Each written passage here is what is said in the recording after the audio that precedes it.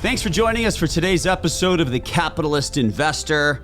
I'm Mark Tepper, joined today by my sidekick, Tony Z. What up, dog? What's up, man? How are you? Good. Thanks for filling in for Diamond Hands D. Diamond Hands? Diamond Hands D, dude. Oh, I didn't know. You must not listen to the podcast, bro. Tony's been exposed. He doesn't listen to the podcast, but he's filling in today. Thanks, dude. Appreciate it. All right, so here's what we're going to talk about today, Tone. Yep. I want to talk about the importance of time horizon in building out your unique investment strategy. Because, dude, I'll go on Twitter and talk about a stock I like, or I go on TV and talk about a stock I like, but I've got a specific time horizon for liking that stock. You know, and if your time horizon is different from mine, or yours is different from anyone else you're seeing or hearing on TV or on podcasts, or you're reading about what kind of stock moves they're making, it could be totally wrong. You could be getting mixed signals. Yeah, and you know what? You talk about time horizons, but there's different types of accounts out there too. So you may have your quote unquote fun money type of accounts. Okay. You might have your retirement plan, 401k, 403bs, things like that. Qualified dollars, so the retirement plan's non-qualified. So what's your play account? What are your objectives? What are your time horizons? I know, for example, you've talked before on TV about Playboy. Yeah. I don't know if that, you put that in the same account that you're doing your 401k, because that's more. Yeah. It's your 401k is kind of like your plug and chug. Right. Your 401k, that's not your hobby account, man. That money's supposed to just do what it's supposed to do, and it's supposed to be there when you need it. Right. Now, you don't get cute inside your 401k. No. Right? That's not my idea of prudent investing, right? You mentioned play account, hobby account, whatever that might be. Yeah. And that's where time horizon comes into play, Yeah. right? So, for someone who's 30 years old, could they have 20, 30% of their money in their hobby account, of their total liquid net worth? Could they have that in their hobby account? Yeah, absolutely. They have the time horizon. They could probably have 50% Right. in a hobby account where they're swinging for the fences. Yep. And maybe the other 50% is in more of their plug and chug strategy. Yep. Right? I agree.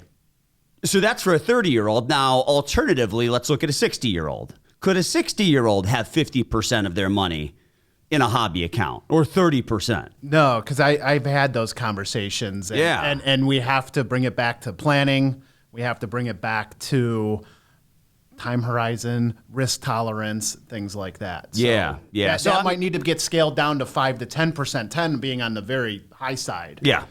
So, we can call it a hobby bucket. We could call it a play bucket. We can Right. call it a speculative bucket. Yep.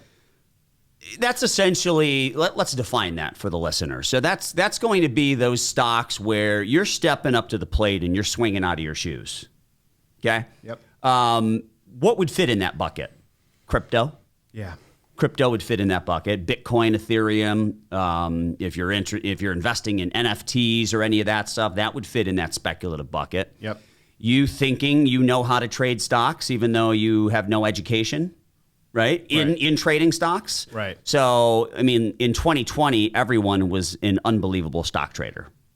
Right. But they also had the time too. They were stuck They had inside. the time, but it was also super easy, dude. It was. Every stock you picked was up 100% last year. Right. Well, think about the stock. Well, all right. So I think the typical stock that, the Amazons, Walmarts of the world, those had great years. Yeah. But it's when you dip down that risk spectrum of getting into the mid and small caps, Yeah. those are the ones where you dig in and you are trying to hit 400-foot bombs. Yeah. Right. And those are the type of plays that I think we're talking about in these play accounts, these sandbox accounts, things like that. Yeah. So, all right. So we kind of broke down as people are investing, depending on your age, whether you're 20, 30, 40, 50, 60 or beyond, it always makes sense to have a chunk of your portfolio, a sizable chunk, that is being managed in a disciplined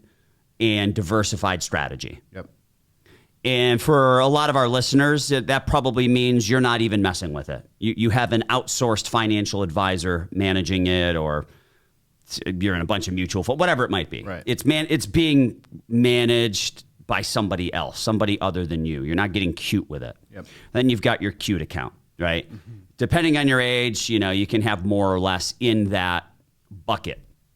But now what I want to talk about is I want to talk about just listening to the talking heads on TV, like me, right? A lot of people seem to appreciate my stock takes, right? I obviously, our investment team is looking at all the financials, the fundamentals, but you don't hear me get on there and scream PE ratio and EV to sales and EV to EBITDA. Like, that's not me. Right. We know that, and obviously any stocks that we are buying or any stocks that are on our watch list, the price has to be right for us, right? But I typically like to talk about the story of the stock. So there's a lot of people who might be traders, they might be investors. They like what I have to say, and I want to be very specific about letting everyone know that if your time horizon is different from mine, if you're a trader, let me back up. So anytime we buy a stock, we intend on holding it for at least a year. And we don't buy a stock unless we think that stock can get a double-digit return for us over the course of that year. And we don't buy that stock unless the risk-reward looks promising. And we don't buy that stock unless we like the management team. And we don't buy that stock unless we like the growth story. Like, it's got to check all those check boxes for us. Let me ask you a question. So you're on, CNBC, Fox Business quite a bit. What's the percentage that you feel are stocks that you talk about, because you're on quite a bit, so you have this laundry list of stocks, right? Yeah. What's the percentage that you would classify go into the play account versus the ones that are fundamentally built for a good, steady growth portfolio? All right, so let's assume I'm on 4 days a week. Yep. It's kind of been the average. If I'm on 4 days a week, I bet you 1 out of the 4 is going to be a stock that I own in my speculative bucket. The home run stock. Yep. Yeah. The other 3 are more of our steady eddies. Right. Right? And you got to have your steady eddies. Like, dude, this year, if I were to look up Walmart's performance or Apple's performance, like, they're probably not great. I don't even know. Walmart's probably flat. Apple might be flat or maybe even negative. But I'll tell you what, dude, the people that own a bunch of Walmart and Apple, they're getting a lot of REM sleep lately. They're doing A-okay. Right. They don't have to deal with these gut-wrenching ups and downs in the market. Yeah, and I expect we're going to have quite a bit of those this year. Yeah. And the home run stocks are going to be even way outside the spectrum. You look at the Zooms of the world, the Teladocs, those stocks that just went through the roof last year. Yep. Yeah, dude, they're down 30, 40, 50% off their peak. Yeah. Right? And one day, all of a sudden, they start to make a comeback, and then the next day they sell off. So as soon as you think you have it figured out, the stock market proves you wrong. Right. Right? All right, so getting back to the stocks I'm pitching, right? Or I shouldn't say I'm pitching. The stocks I'm mentioning as stocks that we are either buying or on our watch list. Mm-hmm. It's important to understand that if I say that I want to buy, let's just use Teladoc as an example, okay? And I'm interested in Teladoc at $140 a share.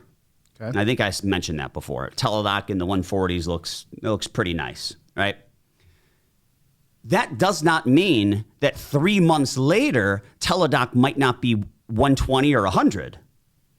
So if you're a short-term trader, just because I like it and I think it's going to be higher a year from that point does not mean that it won't go lower. Right. And that's important to understand when you're listening to the talking heads on TV, whether it's me, Downtown Josh Brown, whoever it is you're listening to, you got to understand that their time horizon is probably different from yours. So you need to take what they say with a grain of salt and then go and do your own homework and make sure that's a good stock for your time horizon. Right. And your objective. Correct. Where's it going? What are you trying to do with it? Correct. If you're trying to have it as a long-term investment, dollar cost average into that idea.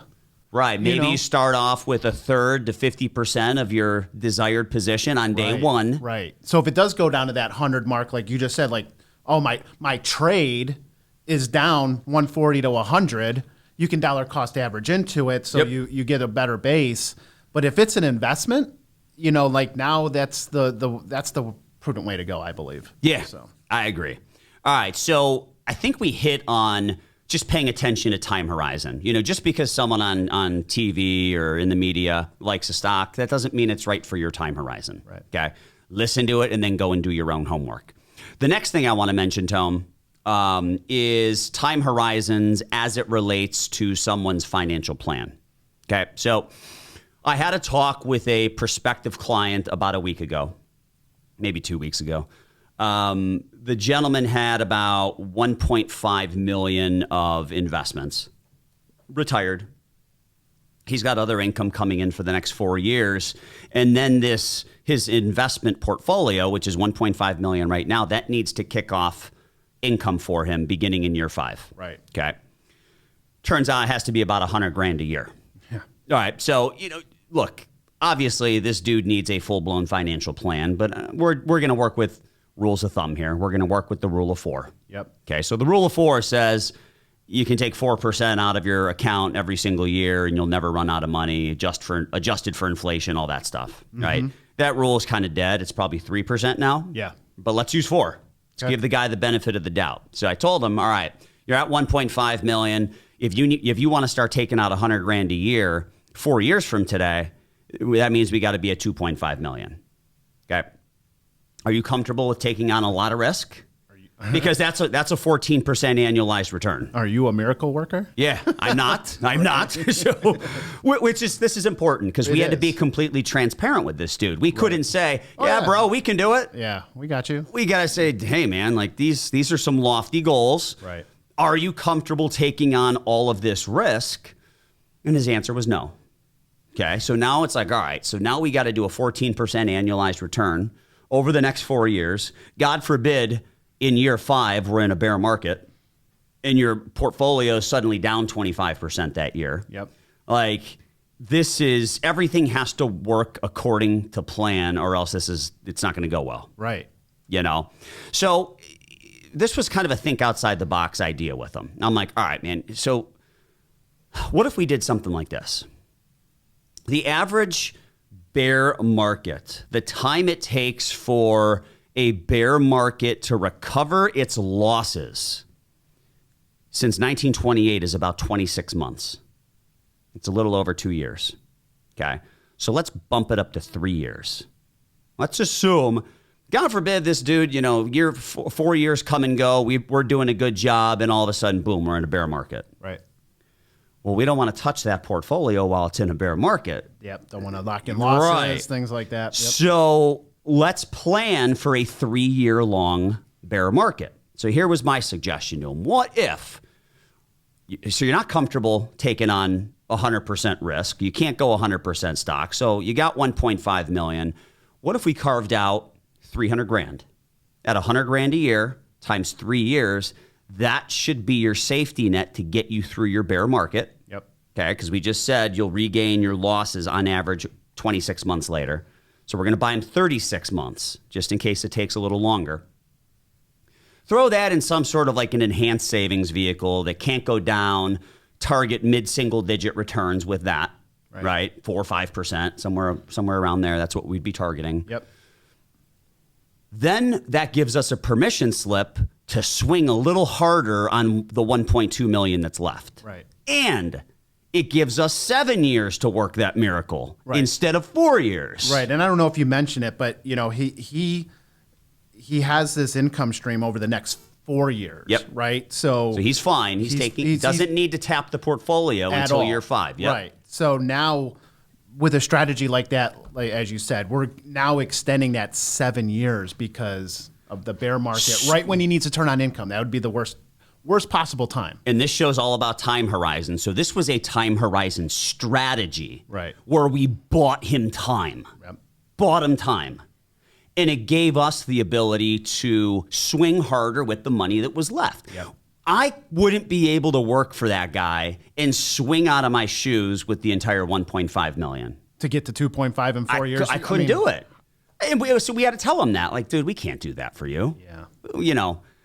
I hope we can do it, but we would rather under-promise and over-deliver. Yeah. Right? Like, I just don't think that's a realistic target to shoot for. So that is another example of utilizing time horizon, not just in managing your investments, but in building out your investment strategy, right? Giving you an opportunity to swing a little harder, because I got to be honest, man, the 60-40 portfolio of a decade ago, that doesn't sound very appetizing for a lot of people, because 40% of your money is going to literally earn zero. Right. The money in bonds and fixed income? Yeah, and I know I've talked about it before, is creating that 50-30-20 kind of portfolio where 20% is doing something different outside of stocks and bonds. Yeah, so 50 in stocks, 30 in bonds, 20 in alternatives. Bitcoin's not an alternative. It kind of is, but not for this. But it's not 20% alternative. Yes. It should make up your whole thing. 20. Right. Now, that 50-30-20, that's probably a nice strategy for a pre-retiree, right? So someone who's like 60-ish years old, right? Someone who's 30, obviously something much different, okay?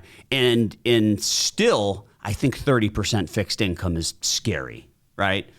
I really have been liking more than anything lately, Tone. I've been liking working backwards and figuring out, like, let's take some money and set it aside in some sort of an enhanced savings vehicle for 3 years. How much do you need? How much do you need every year in retirement?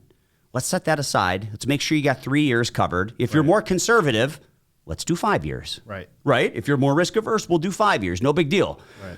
Let's set that aside. And now we don't have to follow a 60-40 or a 50-30-20 on the money that's left. Right. So, I mean, because if we have I know you said the bear market, let's use 36 months. What if we had a 2020 where it was more like 12 months? Yeah. Yeah. Right? We can still dip into that pocket and still have 2 years left down the road. Correct. Right? While we give that portfolio the ability to get back to the par rate, wherever we started. And having that money in that single digit earning vehicle, that's not something that just that's just there for that guy that we used, the example we used, in years 5, 6, and 7. Yeah. That could be there in years 10, 11, 12, if that's when the bear market is. Right. Like that, you might as well have something like that. All right. So maybe that's the new way to build portfolios that are going to get you attractive returns, that are going to give you peace of mind. Maybe it's not 60-40,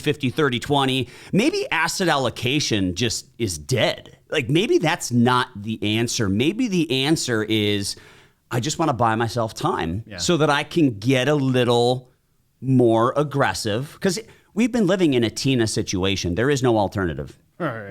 There have been two alternatives: the U.S. stock market and crypto. Yeah. Other than that, you're not making money anywhere. Right. And you talked about the enhanced savings program. We're assuming it's doing zero. Yes. What if it does 2, 3, 4%? That could buy him another half, maybe 3 to 6 months worth of income. Yep. So keep that in mind as well. Yeah. So any other takes on time horizon? We kind of talked about incorporating time horizon into your investment selection process, right? Like, just because you hear someone like me, if I like Teladoc at $140, that doesn't mean that you can't get it at 100 in a couple of months, right? Yeah. I just happen to think it'll be higher a year from today. Right? Yeah. I mean, the only other thing with, maybe not time horizon. Well, I mean, I guess it is part of time horizon. Where my head's going is taxes. I know we briefly brushed qualified funds, non-qualified funds. If you are a trader, man, it'd be nice to have your money in a qualified type of plan, traditional IRA, Roth IRA. Where you're making trades. Where you're making trades maybe weekly, monthly. Because of the short-term capital gains. And the NQ, it's going to eat into your returns, where if you can... No doubt. It's just something to think about. Especially with... Biden's current proposal, taking long-term capital gains to short-term rates. Yeah. So you're right. Yes, for any trading accounts, if you can carve out IRA money for that, that would be ideal for a trader. Yes. An investor, you shouldn't be as concerned. Correct. You will have turnover. Yeah, You know, I mean, even in our strategies, you know, we hope we never make a mistake, but that's not true. Right. We buy the wrong stocks, you know, and we got to blow out of them because we got in at the wrong time. Yep. You know, it's very interesting. This market right now, I mentioned it on TV this morning. Like, dude, it'll give you whiplash if you're not prepared for it.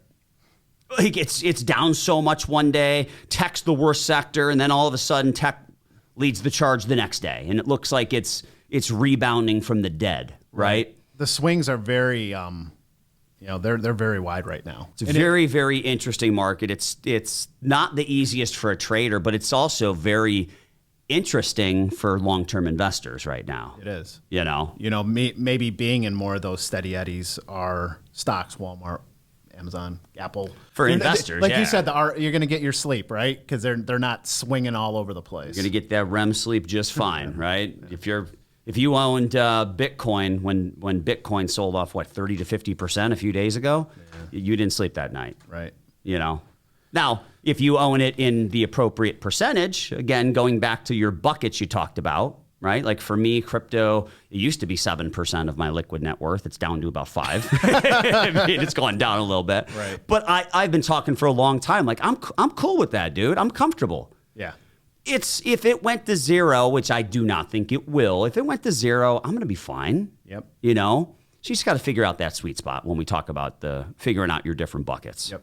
All right, so that wraps up today's show. As always, thanks for joining us. If you have any questions, hit us up at info@swpconnect.com. Check out the show notes. Check out the YouTube channel. If you write us a 5-star review, shoot us over a screenshot of that to info@swpconnect.com. We'll shoot you over some swag. As always, thanks for joining us, and we'll talk to you next week. The opinions expressed in the podcast are for general informational purposes only and are not intended to provide specific advice or recommendations for any investment, legal, financial, or tax strategy. It is only intended to provide education about the financial industry. Please consult a qualified professional about your individual needs.